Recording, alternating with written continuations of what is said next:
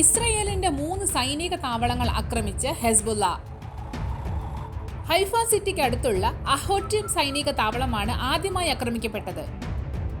Israel Hezbollah യുദ്ധം തുടങ്ങി ആദ്യമായാണ് അഹോട്രിം സൈനിക കേന്ദ്രത്തിന് നേരെ ഹെസ്ബുള്ളയുടെ ആക്രമണം ഉണ്ടായത്. ഇവിടെ വിമാനങ്ങളും എഞ്ചിനുകളും നിർമ്മിക്കുന്ന യൂണിറ്റ് കൂടിയാണെന്ന് ഹെസ്ബുള്ള പറഞ്ഞു. ടെൽനോഫ് എയർബേസിലും ആക്രമണമുണ്ടായി. ടെൽനോഫ് ഇസ്രയേലിന്റെ പ്രധാനപ്പെട്ട എയർബേസിലാണ് ആക്രമണമുണ്ടായത്. ഇവിടെ യുദ്ധവിമാനങ്ങളും ഡ്രോണുകളും ഉണ്ടെന്നാണ് റിപ്പോർട്ടുകൾ. ലോജിസ്റ്റിക്കൽ ബേസും ആക്രമിച്ചതായാണ് പുറത്തുവരുന്ന വിവരങ്ങൾ.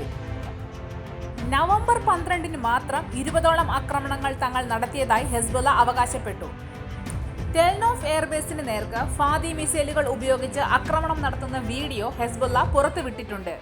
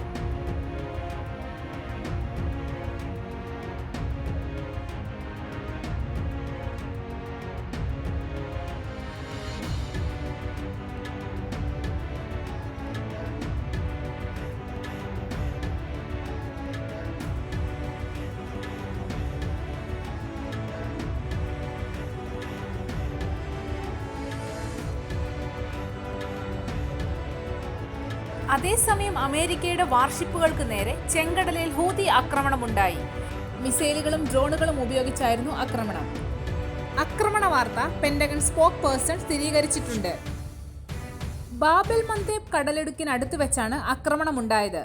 വിമാനവാഹിനി കപ്പലായ എബ്രഹാം ലിങ്കണിന് നേരെയും ആക്രമണമുണ്ടായി.